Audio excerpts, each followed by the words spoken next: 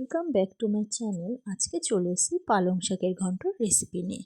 তাহলে প্রথমেই কি করা হয়েছে, কড়াইতে তেল দিয়ে তেলের মধ্যে একটু কালো জিরে, শুকনো লঙ্কা ফোড়ন দিয়ে নেওয়ার পর তারপরে পালং শাক, বেগুন, মূলো, আলু, শিম, কাঁচা লঙ্কা সমস্ত কিছু কিন্তু কেটে ভালো করে ধুয়ে রাখা ছিল, সেটাকে কিন্তু কড়াইয়ের মধ্যে দিয়ে দিলাম।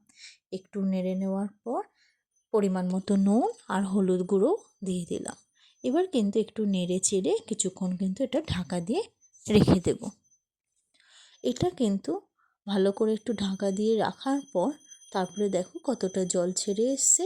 এরকমভাবে কিন্তু আরও কিছুটা সময় রেখে দেওয়ার পর জলটা যখন দেখো পুরো শুকিয়ে গেছে, তারপরে কিন্তু আরও কিছু সময় ধরে একটুখানি নেড়ে ছেড়ে নেব। এটা কিন্তু একদম সিম্পল একটা রেসিপি, এটা কিন্তু বেশ ভালোই লাগে খেতে। ব্যাস এরকমভাবেই কিন্তু আরও কিছু সময় ধরে রান্নাটা করতে হবে। তাহলে দেখো এটা কিন্তু নাড়তে নাড়তে কতটা শুকিয়ে গেছে তরকারিটা। এবার কিন্তু পরিমাণ মতো জলও দিয়ে দেওয়া হলো। এটা কিন্তু আবারও কিছুক্ষণ ঢেকে ঢেকে রাখবো, যাতে এটা ভালো মতো সেদ্ধ হয়ে যায়, মূলোগুলো সমস্ত কিছু। কিছুক্ষণ রাখার পর আমার কিন্তু রান্নাটা কমপ্লিট। এবার আমি এটা সার্ভ করে নিয়েছি। আমার এই ভিডিওটি ভালো লাগলে অবশ্যই চ্যানেলটি সাবস্ক্রাইব করে দেবে। সকলকে থ্যাংক ইউ।